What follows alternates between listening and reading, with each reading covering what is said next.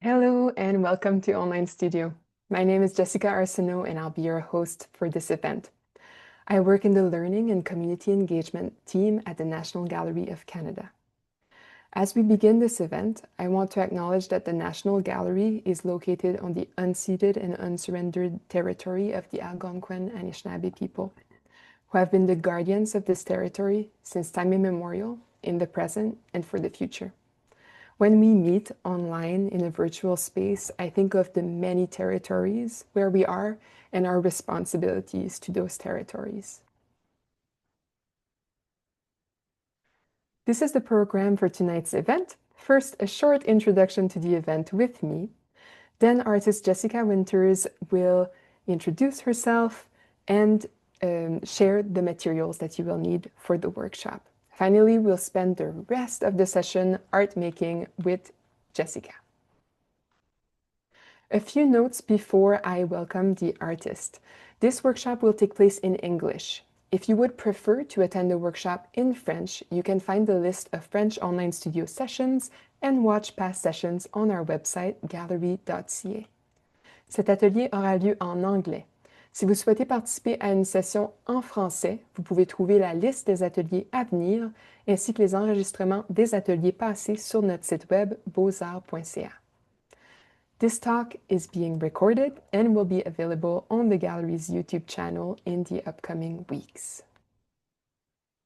Throughout the evening, you're invited to communicate your questions and your comments with us by using the Q&A box, which is located at the bottom of your Zoom screen. We'll do our best to get to your question. Live captioning is available in English. You can access it by clicking on the CC icon at the bottom of your Zoom screen. American Sign Language is also available. To access it, you click on the globe icon at the bottom of your Zoom screen and select American Sign Language. I would now like to present artist Jessica Winters. Jessica Winters is a painter, mixed media artist, and curator from Makhovik, Nunavut, and is currently based in St. John's, Newfoundland and Labrador. She holds a biology degree from Memorial University, but committed to art full-time following a 2021 residency in Tilting, Fogo Island, with Arts and Minds Canada. Her work, primarily painting, explores everyday Inuit experiences using displacement and reinterpretation to evoke presence, nostalgia, and appreciation. Winters has exhibited nationally, including in the exhibition Surfacing at Feely Fine Arts in Toronto, and So Hahatamuk, Our Secret Earth, at Marion Scott Gallery in Vancouver. In 2023, she won a William and Meredith Saunderson Prize for Emerging Visual Artists from the Natishin Foundation and was longlisted for the 2024 Sobi Art Awards. Welcome, Jessica. Thank you so much. Hello, everyone. My name is Jessica Winters, and as mentioned, I am from Makhovik, Nunavut, which is the Inuit region in Labrador, but I currently live here in St. John's, Newfoundland. Yeah, I'm so happy to be here with you guys and to show you, I guess, a little glimpse of what life or the environment kind of looks like where I grew up and how I basically learned to paint myself. So I am a self-taught painter. As mentioned, I did biology in school. So if you look at my work, you can kind of see the influence of that's schooling in my painting. But most of my work reflects daily Inuit life and life in the north, as seen in this picture. So this is December 24th. I did this painting in 2024, and it is now in the exhibition Winter Count at the National Gallery. So this scene is from Christmas Eve in Makhovik. So on Christmas Eve, we have a Christingle service at our church that pretty well the whole community goes to. And I sort of took this photo of my mom and my Uncle Harold walking to church together. And I was just really drawn in and by the light of it all, the moodiness. And for me, of course, it has a deeper meaning. And for people from my community, it has a deeper meaning because it brings up this feeling of closeness, of coziness, community. Um, so yeah, I'm really thankful for the National Gallery for showing this work in the exhibition. And the piece we'll be working on today has a similar feeling to it, just hitting on these notes of coziness, of stillness and presentness, and light in dark winters in the north. So I will get to the supplies. Okay, so as mentioned in the material list, we need something for your paint. So I just have a paper plate. Um, I had brought my own palette, but it is very painted up, so I didn't want to cause any confusion with color. I have a 11 by 14. This is actually just a canvas board, but stretch canvas is great. Some paintbrushes, different sizes. Nothing, you don't need anything specific for this workshop. I just have something that's pretty small, big, and some medium brushes. And then I have my water here and just something to dab my paintbrushes on when I clean them. And then for the colors, I have brilliant blue, but any sort of blue will work. A yellow, this one's a deep yellow, crimson or red, burnt umber, white. So the first thing we'll do is pour some paints. So we're gonna actually do a couple blobs or pours of white just to keep things clean because it can get easily contaminated by other colors. So I'm just going to do 3 for now.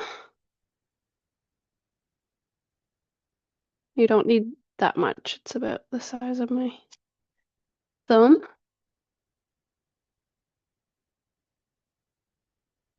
I'm going to pour some blue.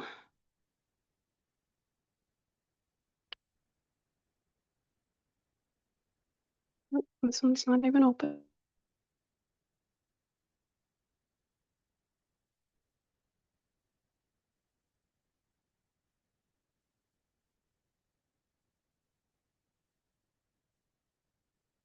Some red. Don't need much because it's pretty strong. We're not using a lot. Some yellow.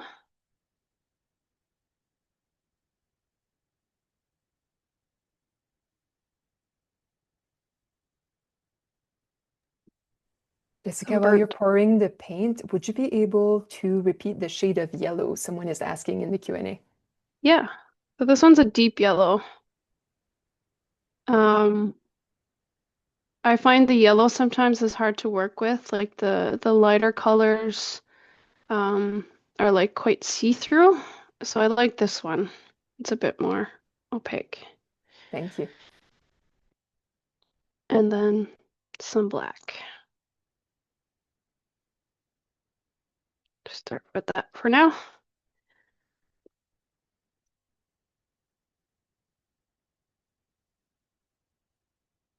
I'm just gonna put this.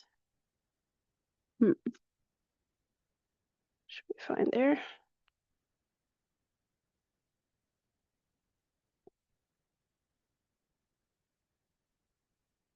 Hopefully everyone's poured up.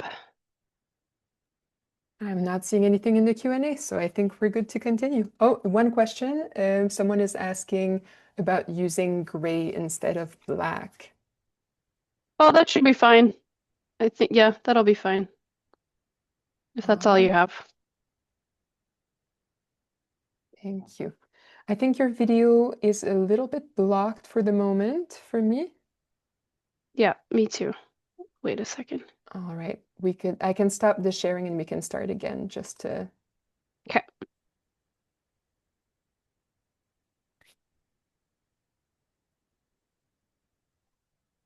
perfect. wonderful. It's working again. Okay, so I got my bigger brush and I'm just wetting it to start and then dabbing it so it's not soaking. And then I'm going to do a white line, sort of a third of the way up across the canvas. And that's how I start these paintings because I find, at least I haven't figured out a way to, excuse me, um, create a sky that is both blue and yellow without creating green. So this is my way as to like make this kind of buffer where I can blend from the bottom with the yellows and from the top with the blues without creating green. So I'm just gonna go ahead and, sorry, this is really hard to see because it's white, but I'm just making sort of like a 1 to 2 inch white strip across.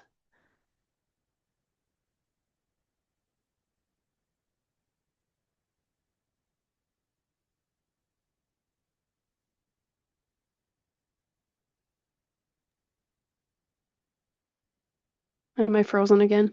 I am noticing that you are frozen again. Oh, you are back on. There we go. Okay.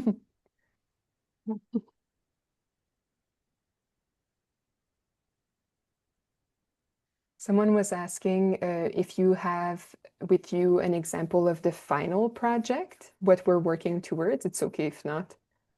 I just have the picture that was on the website that, Sounds good. um, yep. So it's basically just a sort of like sun setting, pretty dark, winter scene where everything kind of looks like a dark blue. The land looks dark blue.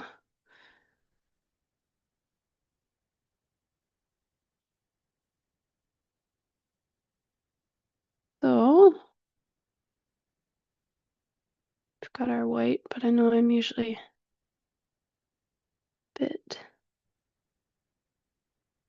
sloppy and quick. While you're working, someone was asking, does it make a difference if you're painting flat on a surface or on an easel? Um, Not for me, not at this scale. But if it was bigger, I prefer to have it on an easel, yeah. Because you're Thank you. kind of your proportion sitting closer to this corner, for example, than the other, but yeah, this scale is fine.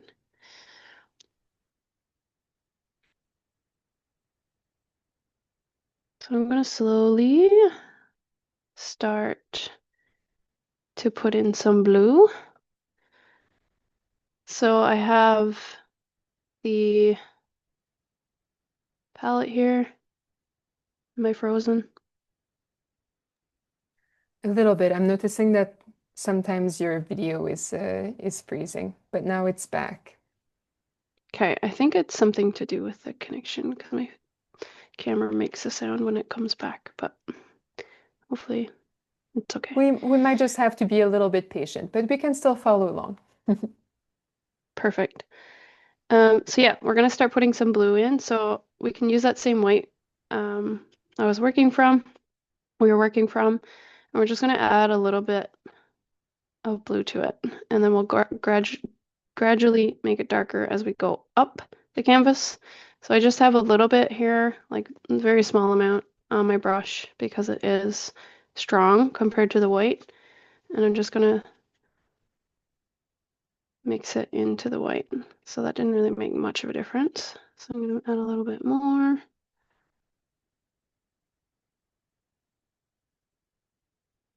Maybe some more.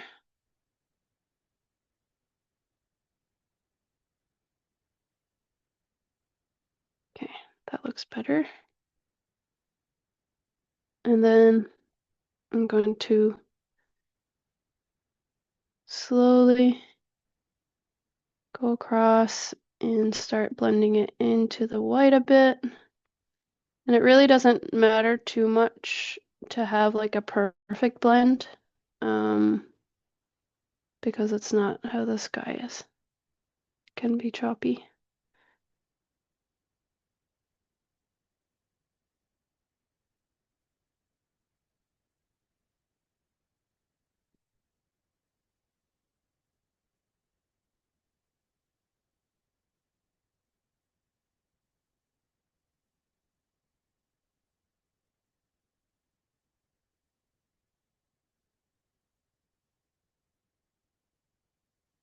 Slowly bring it down into the white.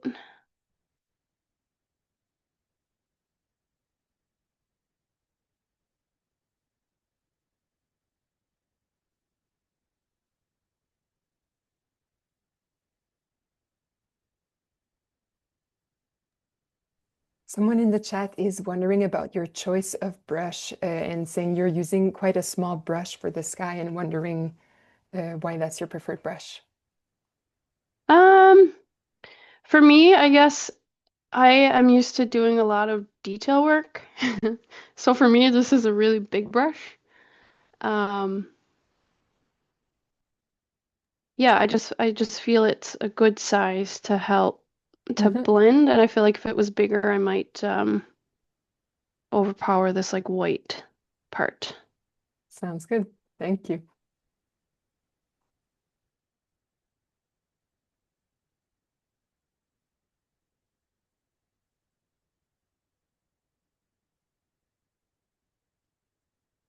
Okay. So I'm going to continue to add a bit more blue to that same sky mixture, and I'm actually going to put a little bit of burnt umber in. So burnt umber and blue make like almost like a black, but apparently it's really good for using in landscapes because you don't really get proper black um, naturally, I guess. So I was told by an artist friend that burnt umber and blue, ultramarine blue specifically, are good to use when you're doing landscapes. So I just made like a little burnt umber and blue mixture here, kind of like a really nice dark blue. And I'm gonna mix some of that in here just to make it a bit gradually darker as the sky is getting further from the sun setting.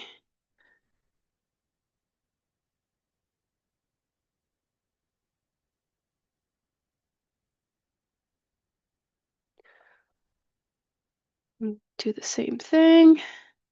Another bit up there. Try to blend it in as best I can.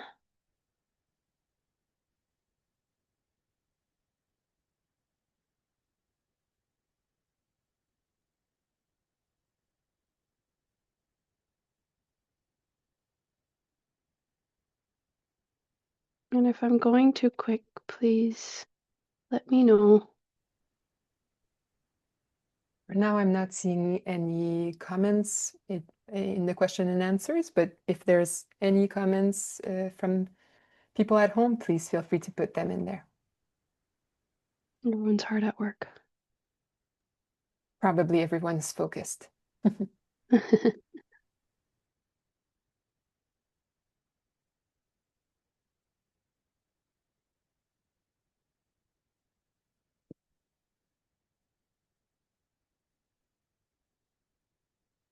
It's okay to kind of drag it down a bit and get a bit choppy with it.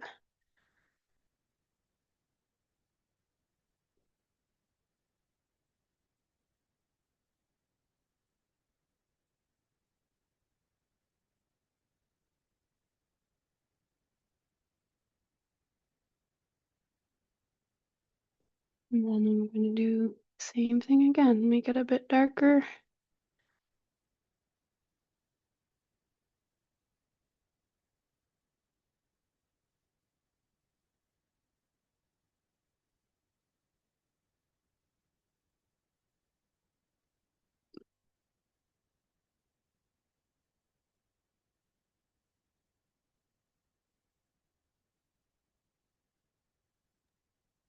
Someone is Mhm. asking if you can repeat the colors that you use to create the color you're currently painting with.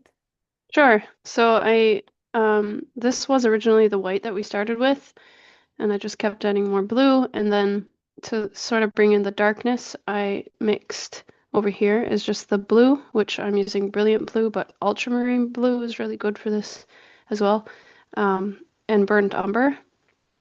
So this brown and blue, and when you mix it together, it kind of makes this like smoky dark blue. That's really nice for painting landscapes with. Thank you. So I just keep adding it to that same batch to make it darker and darker. And then I'm going to finish the blue portion of the sky.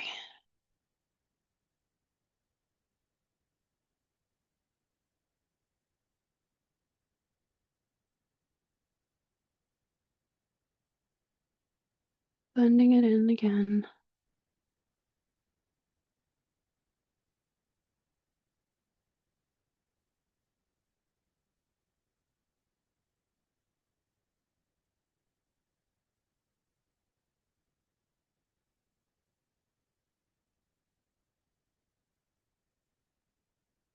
And again, it's okay to have choppiness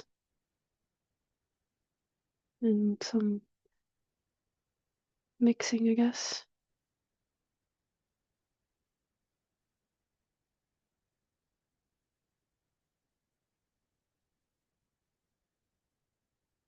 There. And turn down that light just a notch so it's glaring.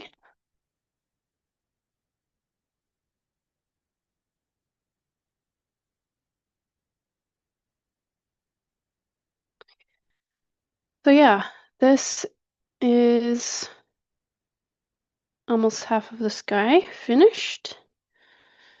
And then we're gonna just either take a different brush or clean your brush pretty good because we're going to start with the other part of the sky that melts into this like glow of the sun setting.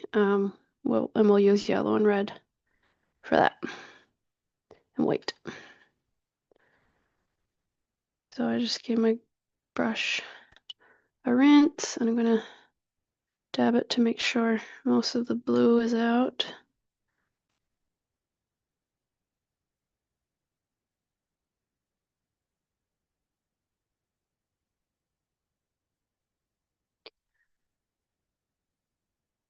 I'm actually going to use a different brush, I think, just in case anyone else is using a round brush and maybe wants to see how to do the same paint with that. So I grabbed this brush now. It's also pretty small, but it should be fine for this little piece. So you can see here is where like my white is finished and it's already dry now, which is fine. So you won't be able to blend it sort of the same way up here. Acrylic dries really fast, so it's hard to blend with acrylics. But we'll do our best. And we can always just kind of do another little layer of white, which is actually what we're going to do. So take some white again. Kind of just connect again here where you've started.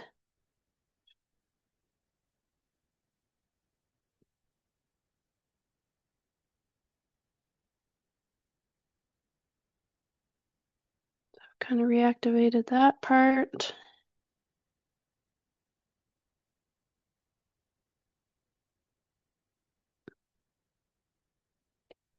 So there's sort of no way um, this has to go. You can do an orange, you can do a pink um, as like sort of the main color. So whatever you're kind of feeling, if you want to do like a pink, you can go for it. And I think I'm going to do pink. So I'm just going to take a little bit of red and do the same thing as the blue. So we mix a little bit and then we do like a sort of a strip or a layer, and then we mix some more and keep making it darker until it comes down to about half the page or half of the canvas.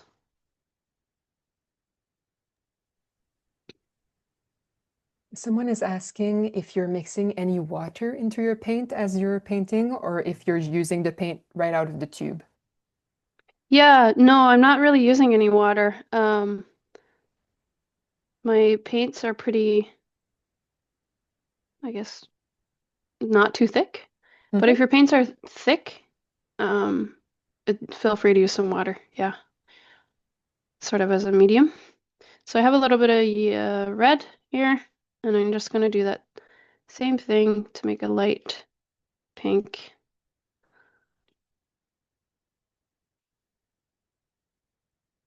So this looks pretty light still, but in comparison to the blue, um, I think it's a good pink.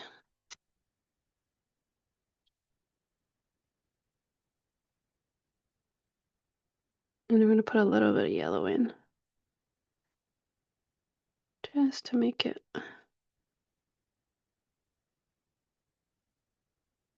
warm.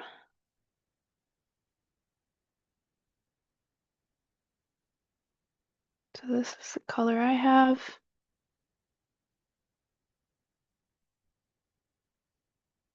And I'm going to meet the bottom, do a layer.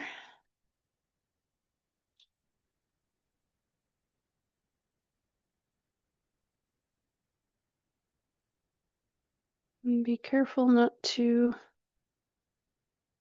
blend it too high up into the blue. I'm gonna just kind of try and meet it really gently and sort of sporadically. I'm not doing like a whole color block. I'm kind of doing a little bit here, a little bit there.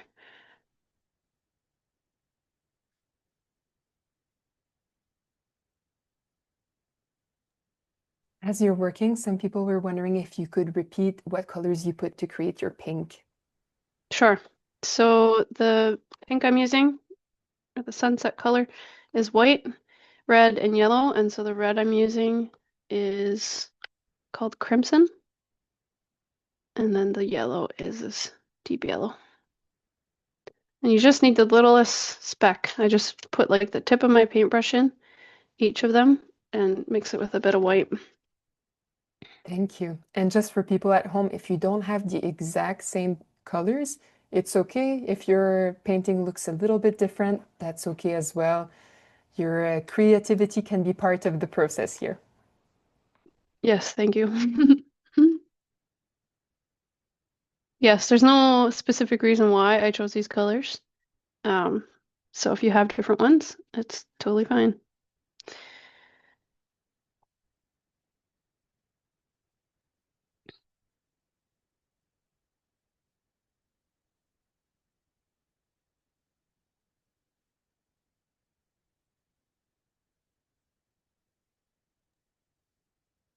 I can see your video is frozen a little bit longer. If you want, I could stop it and we could start it again.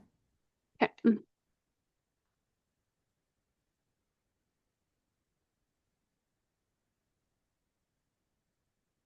Thank you, Jess. Of course. Thank you to everyone at home for the patience with the little technical difficulty. We can still follow along, so it's working really well. Okay. Okay, so I'm going to do the same thing again, make it darker as we go down. So I'm taking just a little bit more red, a little bit more yellow.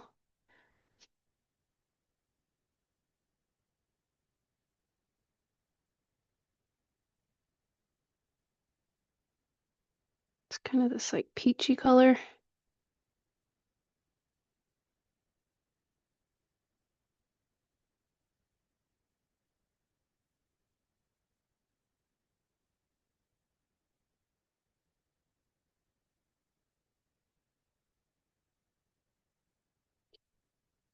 So this is the color I kind of ended with, just using the red and yellow to gradually, slowly make it darker.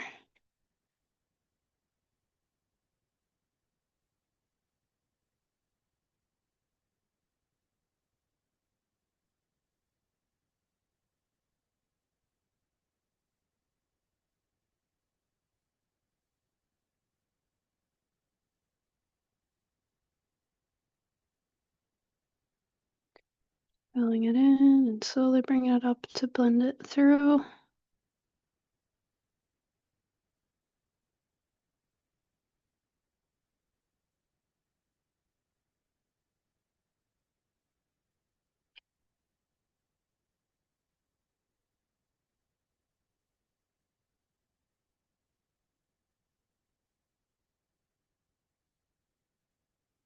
Like so.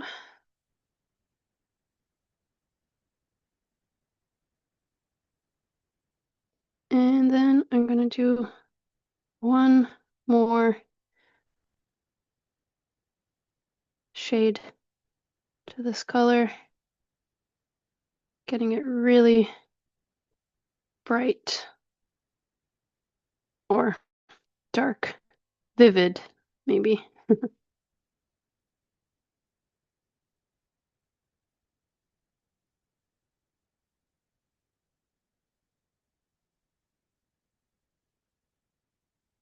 That was my last shade that I'm gonna try and blend in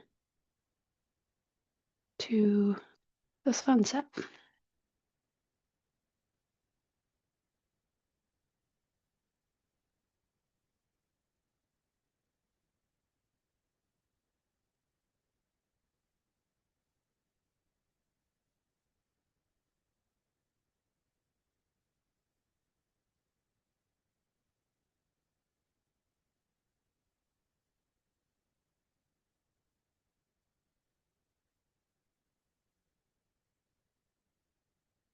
And it's okay to have sort of these, it doesn't have to be fully blended. It's okay to have these sort of stripes, sporadic stripes of where maybe the light peach is coming down, the dark peach is going up. And that's kind of trying to what I'm trying to do right now.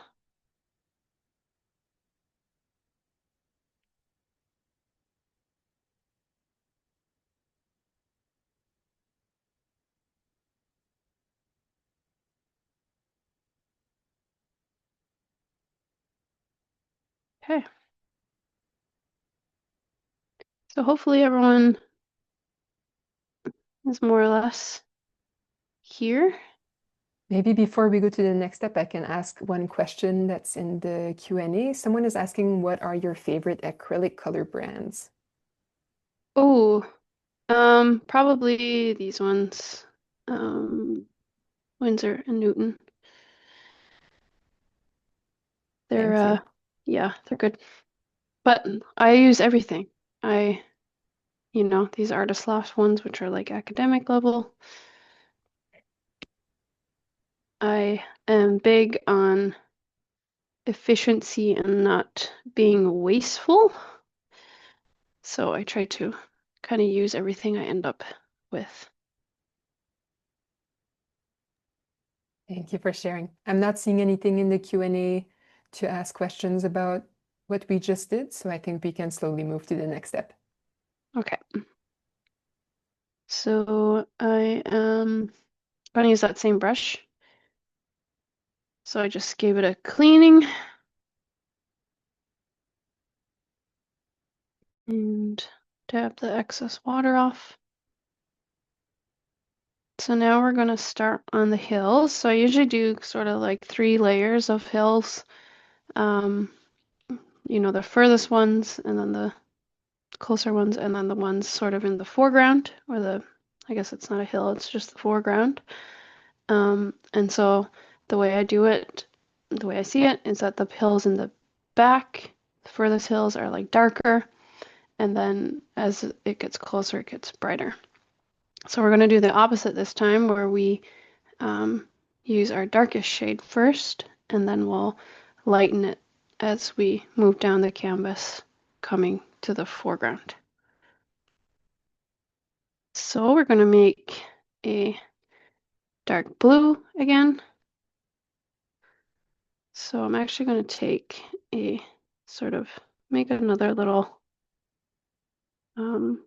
blob, for lack of a better word, here of blue. And then I'm going to add some burnt umber to it again.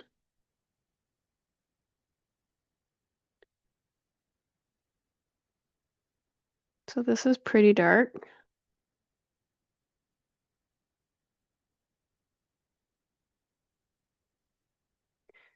I'll see you when I come back. Yes, you're frozen for the moment, so we'll just wait. There you go. Okay, Now we so can see it. perfect. So this dark blue here is just some of the blue and a touch of burnt umber. So we'll use this as our sort of main, I need to find a word for this. Main source of paint. I'm going to actually add a little bit of white to it because it is quite dark.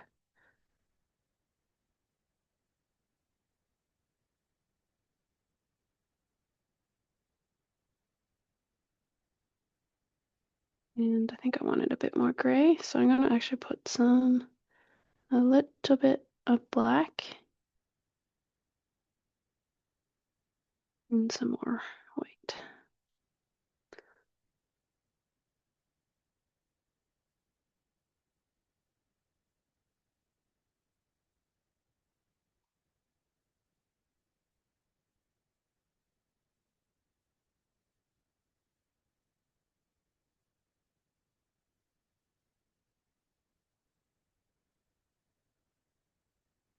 This turned out really blue, and I'm just trying to make it a bit more flat by making it more gray.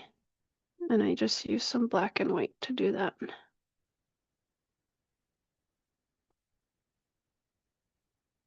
So hopefully you can see like, so I made blue, burnt umber, black, and some white to make this bluish gray color. If you have this more or less, I mean, it's up to you what color you want to do. You can do the bright blue, but if you like, it'll still look fine because as a whole, it will all be the same tone, but this is the color I'm going to use. It's gray blue. So the hills can be any shape you want, really, but I do these rolling kind of hills. So this for me is like springtime when we've had lots of snow over the winter, and the spring, usually when the temperatures warm up, the snow gets like really heavy and dense and kind of just packs down really tight. So I find like the hills are like kind of rolling. So I usually like to do that. So I'm going to start my first hill. It's only going to be about like half an inch to an inch for this one because where it's far away, it's not really big. It has to appear smaller. So there's no right or wrong way. I'm just kind of going up and down what I feel like the hill should look like.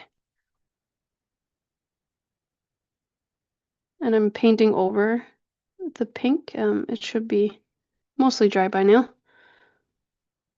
so I don't have to worry about it mixing and making another color.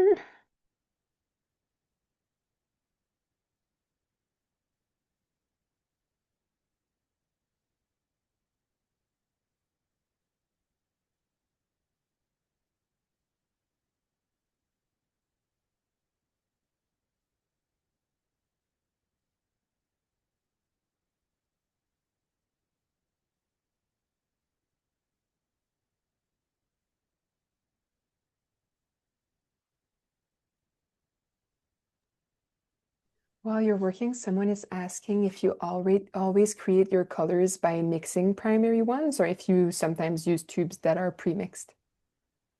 Yeah, sometimes I use tubes that are pre-mixed. Um, there's this one, I mean, I mostly get by with just the primary colors, but there's this one color and I don't even know what it is, but it's like this light um, purple that I use a lot in my lichen pieces, actually.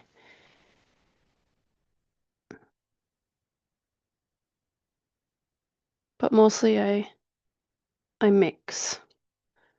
Again, that same thing where I just like to use what I have, um, and try not to um, like store so much. So it's just a part of getting creative with what you have, which growing up in Nunavut, I was definitely forced to do because we didn't have any art stores or anything.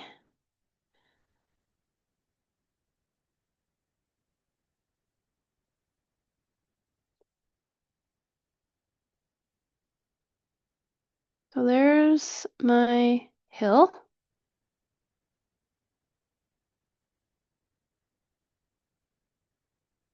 And then to do the second part, we're gonna just make it that same color a little bit lighter. So taking some white, adding it to the color I just used.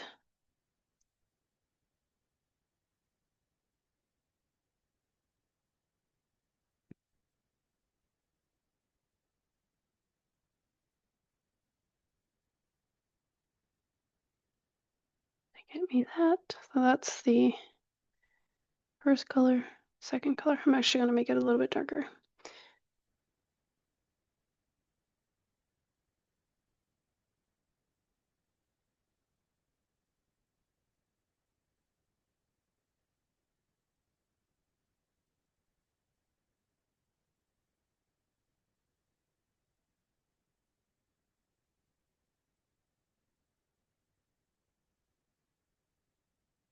Okay.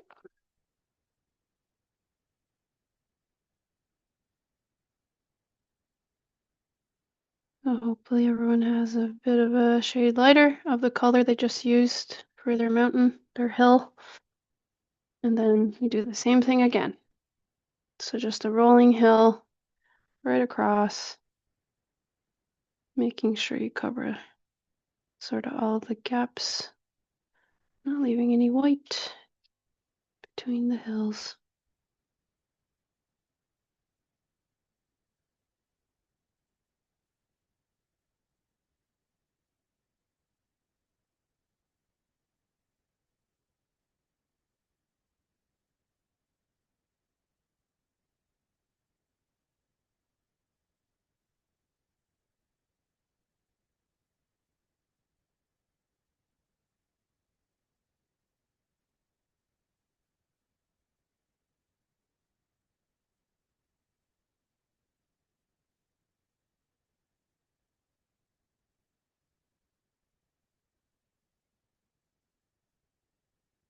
And it's totally fine if like your color wasn't fully mixed or anything.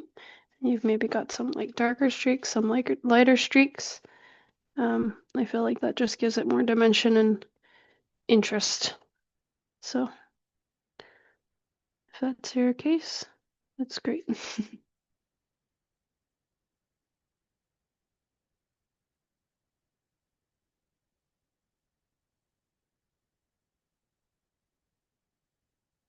I wish I could see everyone's what kind of hills everyone is doing.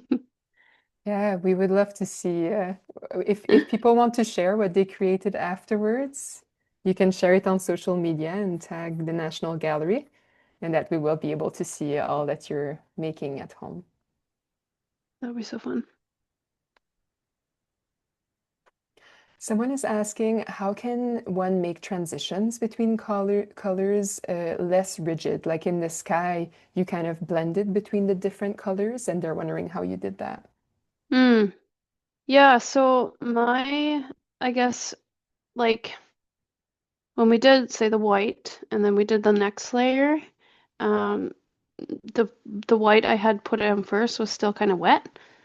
So I did right across and sort of did that color block, and then I started to use that same stroke going across, but then bringing it down and bringing it up and bringing it down.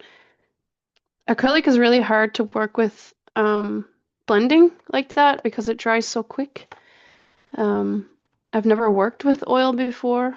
I haven't been able to teach myself quite yet, but um, yeah, that's kind of how I do it. It's you gotta, I guess, do it quick and just jump right in and yeah. And then, if you end up overpowering a certain color, you can bring in like the white again and just keep that same stroke. Thank you, that's helpful. But you can see like mine isn't fully properly blended in a lot of places. Um, I think it just might appear that way.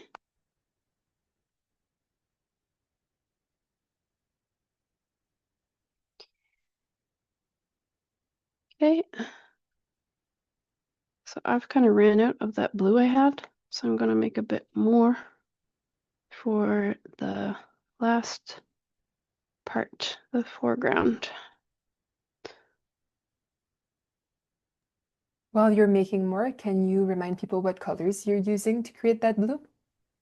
Sure. So I use the blue, which is brilliant blue, a bit of burnt umber, a bit of black, and then some white to kind of make. So the black and white obviously makes gray. So that kind of tones down the blue because I find the blue is quite vivid.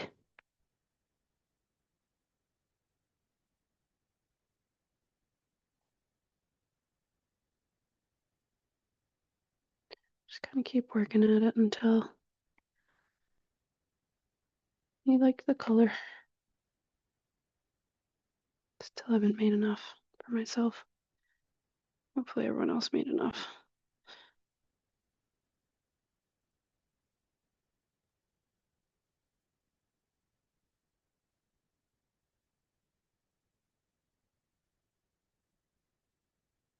Okay, so same thing again. The foreground has to be even brighter. So incorporate some white to do that.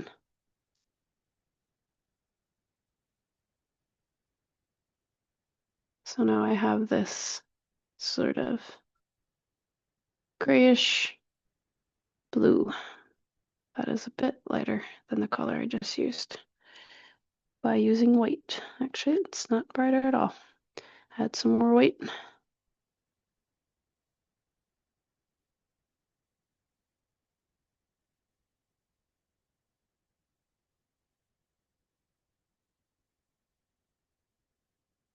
There we go.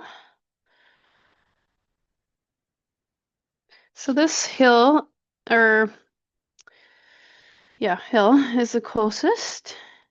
And so you can see it's like taking up more of the painting in these layers because they're further.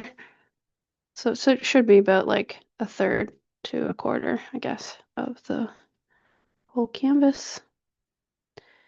And then when I'm doing this sort of line, I like to make a bit more bumps to it because it's closer, you can see it better. It's not just like a silhouette of the land. You can kind of see more grooves in the snowbanks. And I'll show you when I unfreeze. Maybe we'll stop and start again Okay. just to nudge the video a little bit. Oh yeah. All right. So I kind of do bit more up and down, less smooth slopes than the other two.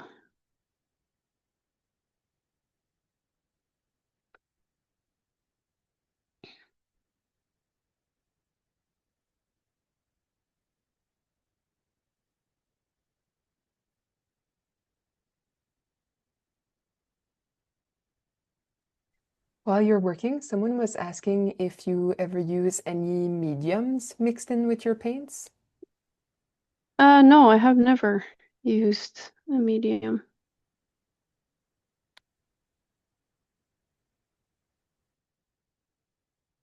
I haven't tried. I'm that's the why, not because I don't prefer it, but Mm-hmm. Thanks I've for just sharing. found, yeah, I've just found what kind of works for me, and using water time to time to help your paints blend and stuff works for me. But yeah,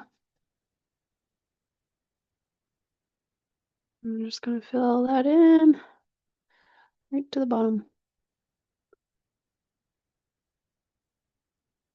I've got to make more.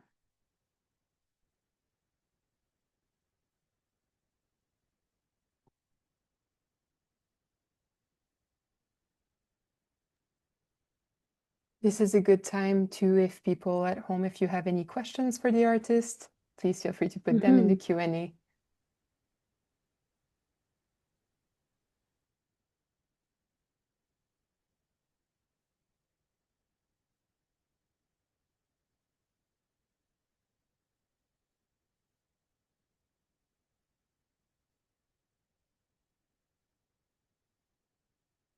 No, let's hope that's mostly the same color.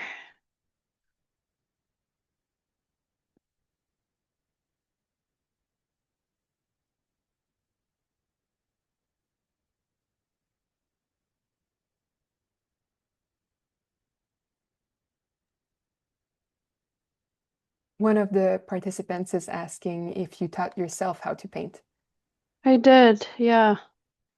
Um, I think I got a paint set. So my aunt is a painter. My aunt, Dinah Anderson, for those who are familiar with Inuit art, I guess in Canada, might know her. She's a sculptor and painter, and I always admired her, like from a really young age, because she was an artist, but also because she went away to school to study art, and I didn't know anyone else who did that. Um, so I always thought she was the coolest person ever, and she sent me paints when I was a teenager, because she knew I was into drawing and stuff. And so I taught myself and sort of did it as a hobby and sold a couple little paintings through high school, did a couple of trade shows, and then um, just kept at it all through my university studies on the side. Someone is asking if you have any more artist residencies coming up. Oh, no, nothing coming up, which is really strange. I usually have something planned, but no. I would love to do another one, and I usually keep my eye out for calls and stuff, open calls for residencies, but nothing yet. Someone is asking why the foreground, what's closest to us, is lighter than what's in the background. Yeah, I think it's just because, like for me anyway, like the snow is right there, and so the light is still reflecting off the snow. And so sometimes it doesn't appear, the things that are further don't appear darker, but they almost like fade into the horizon for me. Like they're just kind of like silhouettes. But then when you're like the snow you're standing on, you can just see really clearly because the white of the snow is still sort of reflecting the light from the sky. Thank you. Yeah, it's really funny because, people um sort of have this idea or understanding, I guess, that, winters in the north are super dark and stuff, and it's true, but the nights I find are also are really bright because everything's covered in snow. And like especially if you have a full moon, like you can see perfectly all the hills and mountains in the distance, like at midnight. So it's really comfy to me. Someone is Okay. asking if you paint indoors or outdoors. Oh, I've never painted outside So mainly besides indoors, murals. but inspired by the outdoors. Yeah, for sure. It would be really hard to paint this outside. Be pretty cold. But no, I've done murals and stuff, but never set out like painting outside. Maybe this is the year. All right, Okay. I'll let you continue. Okay, cool, thanks. So now we're going to work on the trees. So in Nunatsiavut, we are not above the tree line. So we have these really rugged, shook up looking trees that are doing their best to survive Labrador winters. Um, so I'm going to take my small brush. It's not that small.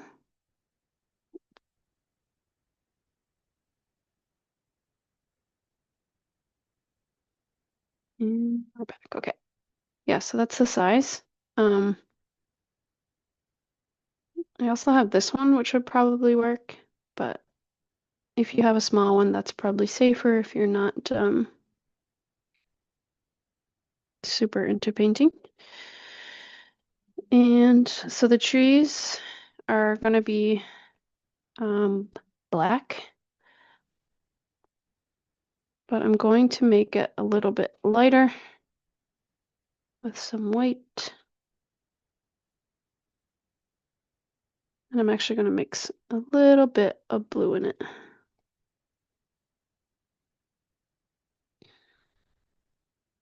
Black, white, a little bit of blue.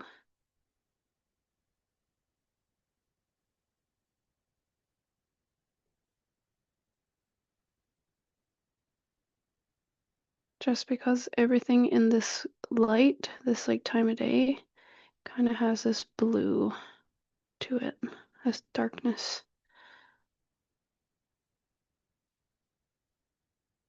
So this is the color I have. Try not to get the glare.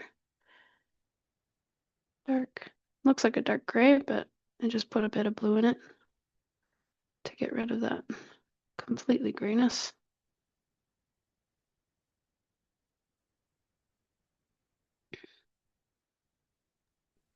What number is your small brush? Is there a number on it for the Oh size? goodness. There is not. That's totally okay. So a small brush is what we will say.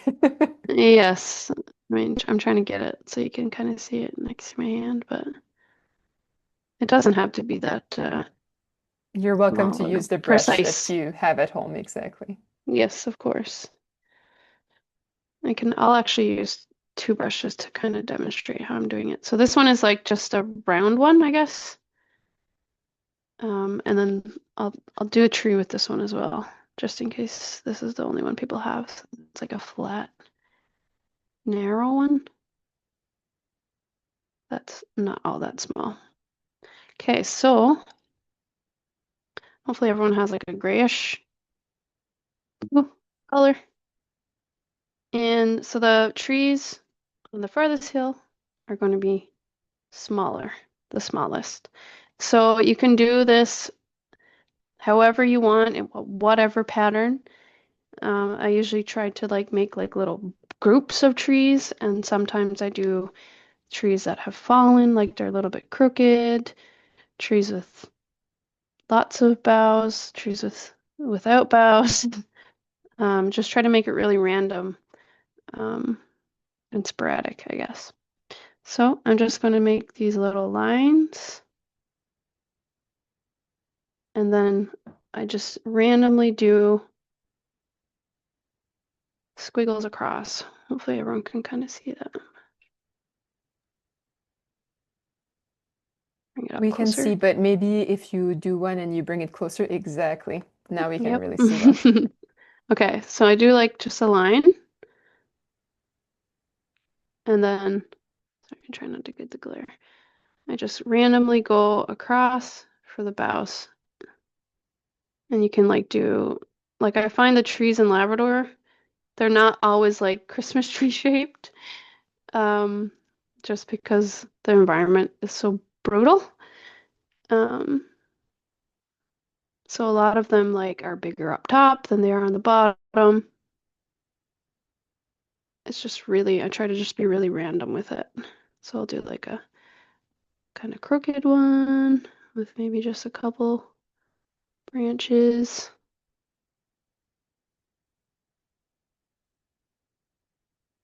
Different faces,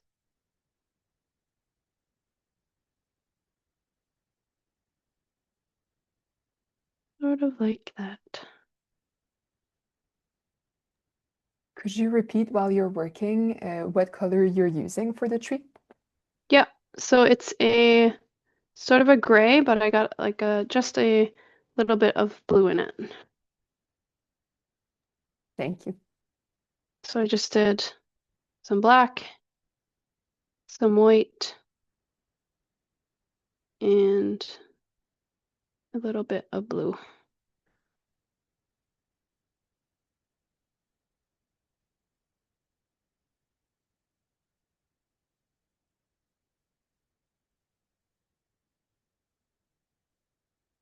Like that. And just gray is fine if you don't want to ruin it or you're nervous about mixing. Black and white will do.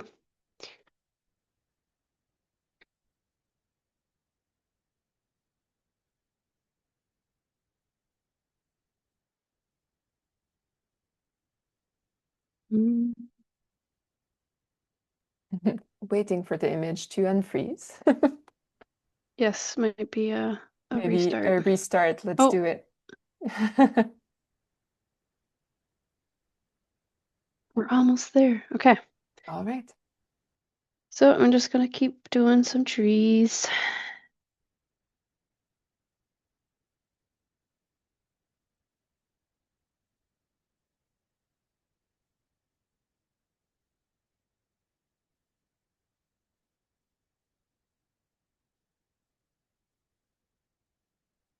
Can kind of go up into the sun a bit. They're on top of the hill. Maybe.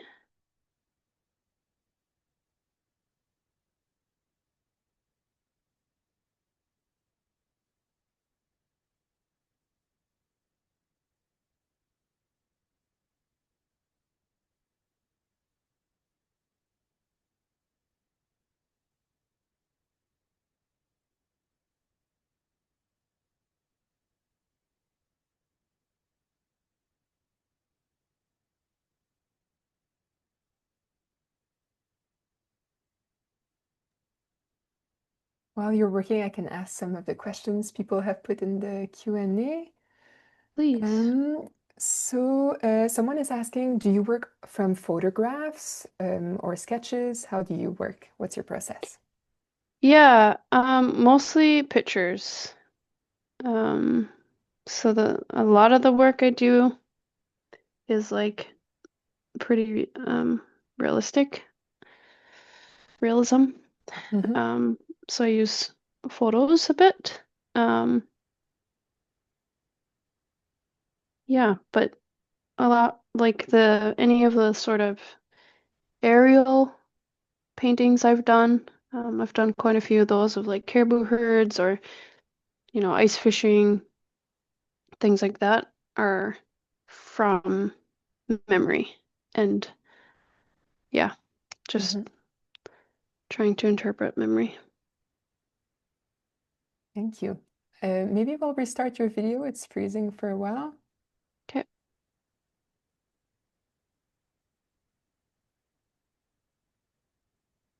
All right. Here So we these are are. the trees I have.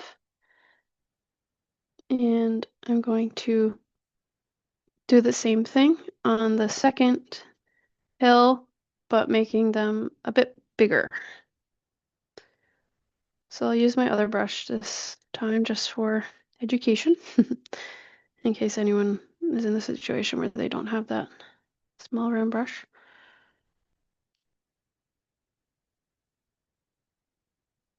And you can, again, you see how like my trees came above the sort of line of the landscape. You can do the same thing here where trees come over the background.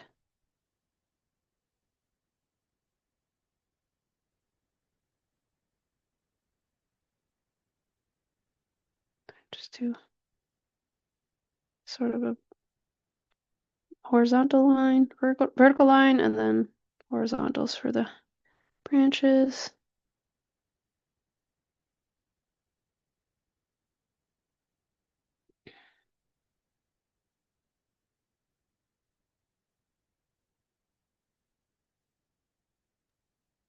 Someone is asking if you keep a sketchbook and if you sketch.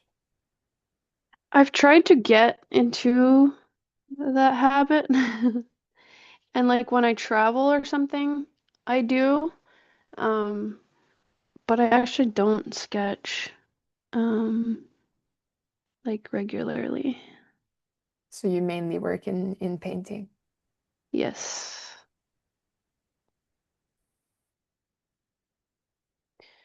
My hope or plan, I guess, is to explore some like mixed media.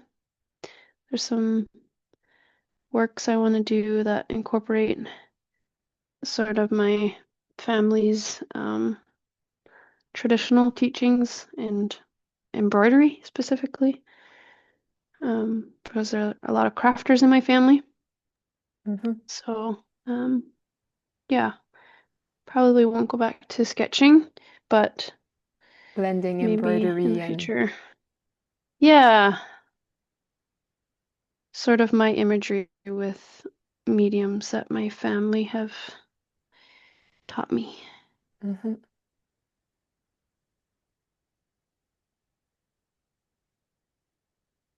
The photographs you work from, do you take them yourself or do you find them somewhere?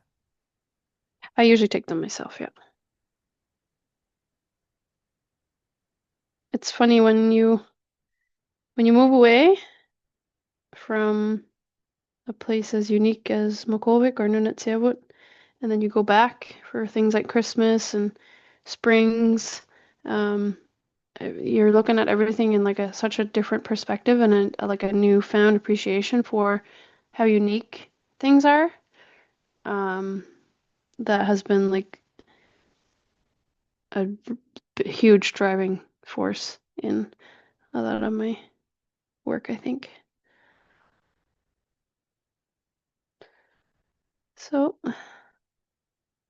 those are my trees for that portion.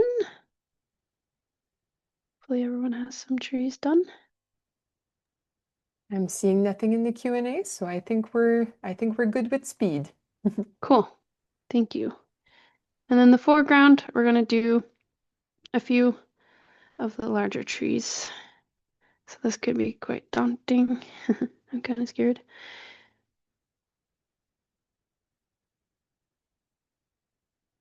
Just being really random with it. It's nice to know that it's even for artists, it can be daunting to make the first big stroke. Yeah, exactly.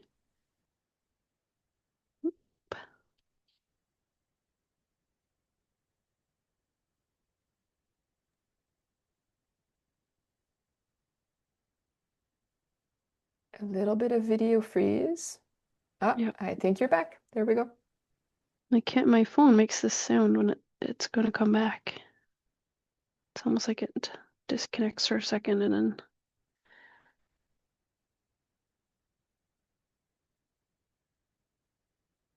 again, trees up my way, not the prettiest, which is why I'm doing them this way.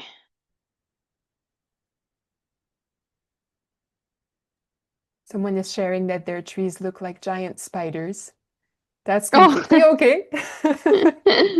Your new trees can look species. however you want. Yeah.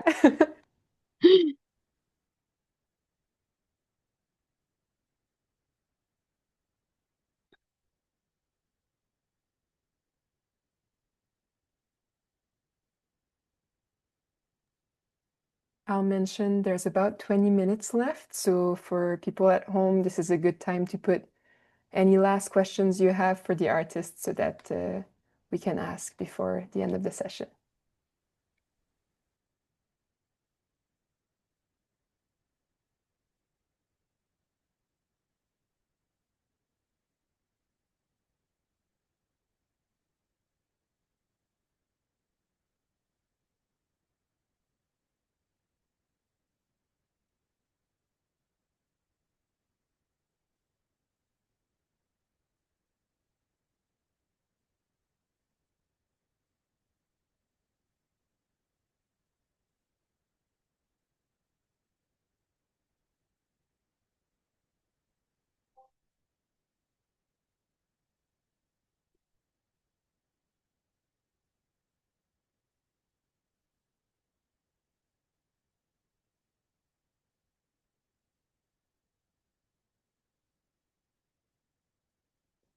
Okay, I think that's enough trees for me.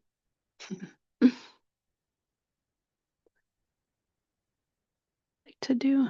I find there's always like these, sometimes there's these like dead sticks that are still left, like old trees.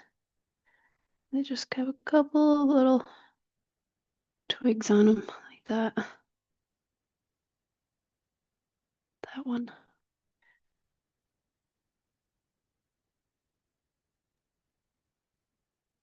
There's a few questions that we can ask from the chat. Someone is saying, what artists inspire you? You mentioned your aunt as one of the artists that inspire you. Mm, yeah. There's this artist, her name that I've been lately, I guess. There's this artist named Jess Allen, actually, who does these really cool shadow pieces. So they're just I don't know what it is about them. They're so like simple and like something that I feel like is again like overlooked, which is like a theme you see in my lichen work.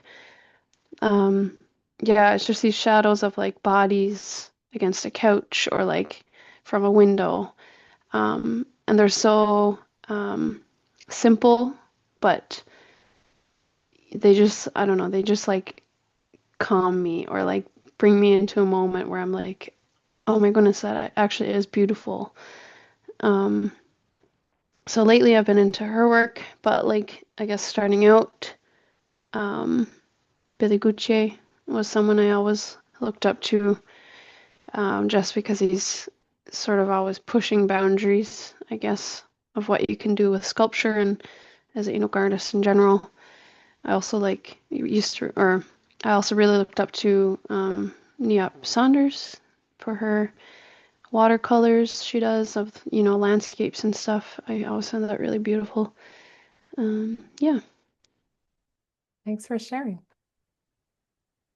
but I'm always learning about different artists and methods and stuff and kind of trying to figure out what I like because I feel like, I mean, I didn't, study any art and do art history and things like that. I feel like I'm definitely like a late bloomer, I guess.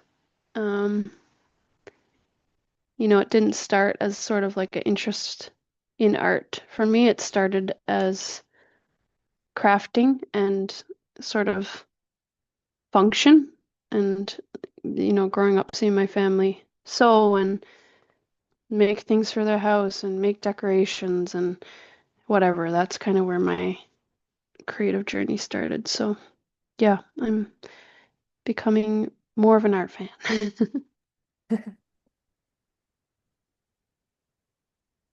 Are you kind of almost at the end of your painting at this point? Yeah, so we just have one part left. All right. Is that good for timing? Perfect. Perfect. Okay, so the last part is the highlights, which kind of bring some life to it. So I'm just cleaning that small brush I had off. And then actually this pink I had left over might be a good color. I'm gonna add a bit more yellow. Bring it back to life. Right. So this color is just what I use for the sky. The red and yellow and white mixed together. Jeez, this has so much black left on it.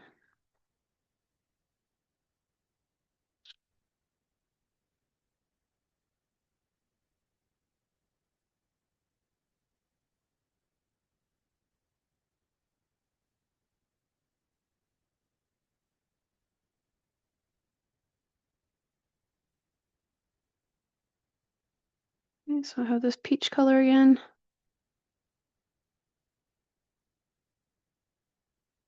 And we're gonna put this on sort of like high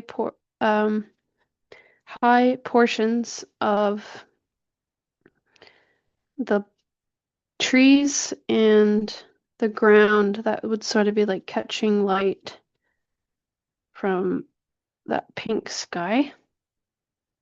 So it can exist wherever you want it. So usually, I try not to go really hard, so I don't like push down and make it. I kind of just swiftly make little marks, if that makes sense. So I've got some paint on my brush, not too much. And I'm just going to swiftly highlight some of the branches like that. It doesn't have to be every branch or every tree even.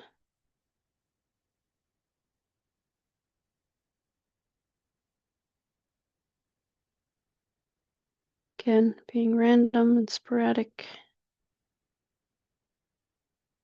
with it.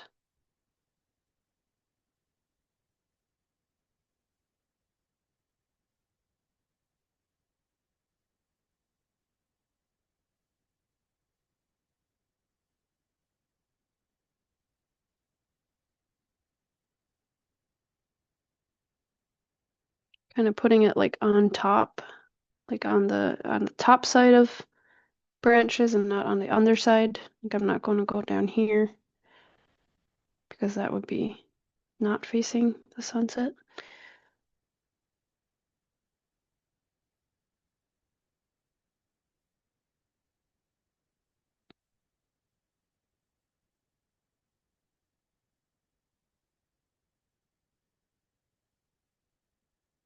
And I'm gonna actually do a little couple bits in that farther away piece.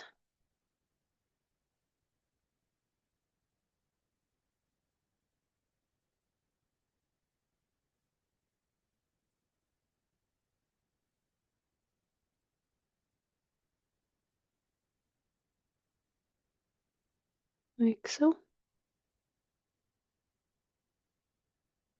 And then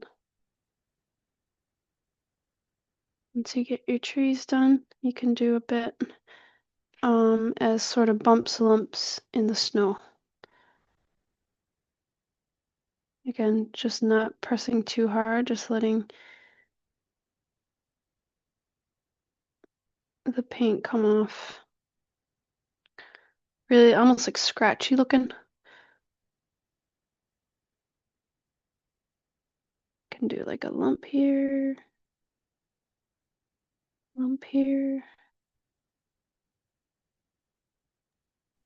It's amazing to see how the light really makes the landscape come alive. Mm-hmm.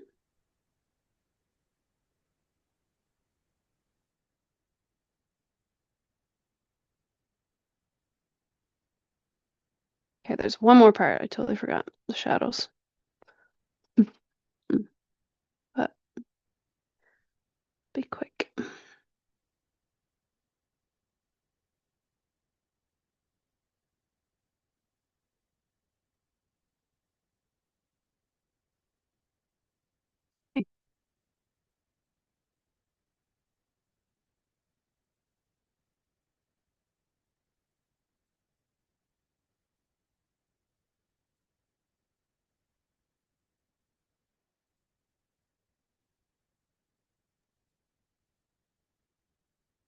Right, so that's the highlights. And then for the shadows, I'm gonna make a dark blue again. Blue and a little bit of black. Some white.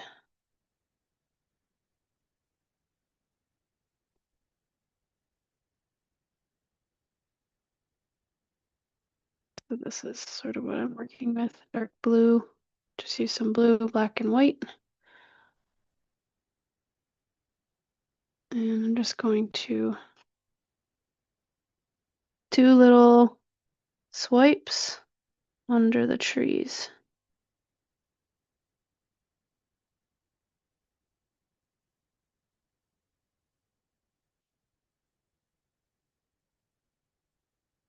Again, I'm kind of not being too clean with my brush.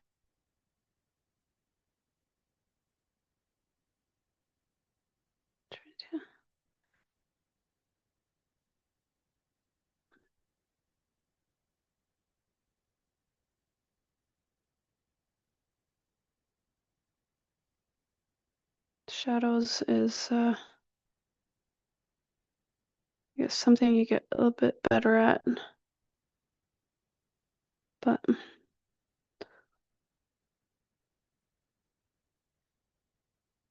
just doing them randomly.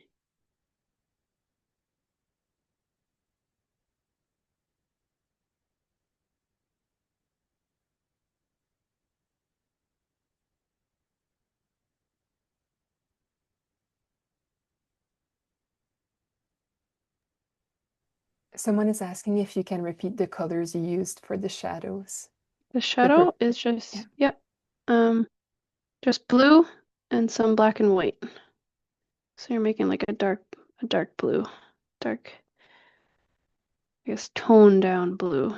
It's a little bit gray. You're just going under the bottom of his trees, like so.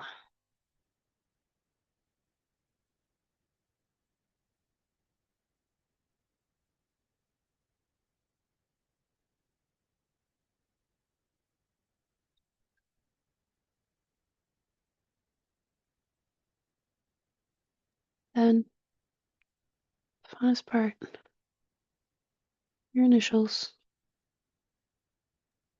Very, very last step. Yes. If everyone still has remaining questions, we have 5 minutes left, so we're really coming to the end of our time together. This is the time to put your very last questions.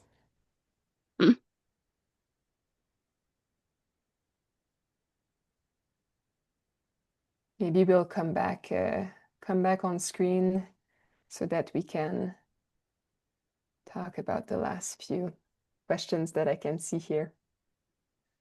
So, great. Thank you so much. We got some really beautiful comments in the Q&A, people saying that they really enjoyed it and that you had a really good pace. It was a good pace for Oh, good. following along. So thank you for sharing. That's really helpful to know from people at home. Okay, I'm in the Q&A. I'm seeing a lot of thank yous. Wonderful. I'm seeing someone is asking, do you ever go back to your painting afterwards, once it's dry, to do some adjustments? Um, Sometimes. Yeah. Not very often though. Um, yeah, sometimes. Mhm. Yeah, especially when it's like an aerial one or something where the shadows, it's I have to kind of make it up and make it look how I remember it. But yeah. Another person is asking, what is the best way to dispose of acrylic paints that is on your palette? Um, I I let mine dry and then I peel it off. Good Yeah. strategy. Yeah. If it's like a good palette where you can peel it, yeah. Mhm. Someone else is asking, how do you clean your brushes once you're done painting? Mm, I just rinse them with water and soap. Well, mostly just water, and then like every now and then I'll do a good like wash with some soap. Mhm. Yeah. And I'll add acrylic does dry fast, so I recommend washing it quickly rather Yes. than waiting. Yes, definitely at least get just give them a swish in the water. Mhm. Someone was asking, were you feeling a bit nervous to do your art live in front of people at the same time? Not too bad. The only thing I was kind of nervous about was not knowing where people were because I've done workshops before, but I've been able to go Hmm. over to people and see what pace they need. But I hope everyone could, follow along and is happy with their painting. Yeah, it's very different to not get to be in the same room as everyone, but thank you for people at home who were sharing when to go a bit slower or to adjust. That was very helpful. Wonderful. I'm looking for any last questions. Um, can you save the paint until the next day? Um, if you pour it a lot, sometimes I do this, I'll just put like a sheet of saran wrap over it. You still end up losing some that sticks to the saran wrap, but yeah, I try to pour like little blobs. Mhm. Word of the night, blob. Yes, Mm. a little blob. All right, wonderful. So I'm seeing a lot of thank yous in the Q&A. Wonderful. Thank you so much. Great. Any last thing that you wanted to share with people before we come to the end? Oh my goodness, no. Thank you all for joining. This was super fun, and I hope everyone got to see the exhibition. It's very beautiful. Um, yeah, no, thank you. Thanks so much for having me. Thank you so much for doing this workshop. So, thank you to Jessica Winters for tonight's workshop.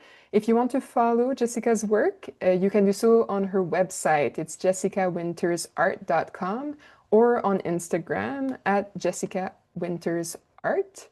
If you live near the gallery, the exhibition Winter Count is at the gallery until March 22nd, 2026, and includes an artwork by Jessica. So it's a good time to come and visit it while it's here. And if you want to participate in more upcoming workshops, you can see on the screen right now the two English language workshops that are coming up. On February 11th, there's an ink workshop with Heather Campbell. And on March 11th, there's a watercolor floral workshop with Vanessa Redford. And as we mentioned earlier, we would really love to see what you made so that we can see all the different versions of this artwork. And so feel free to share it and tag the gallery so that we can see what you made. We're looking forward to it. Thank you so much to everyone for coming to spend the evening with us. We really appreciate it, and we look forward to seeing you again soon. Bye.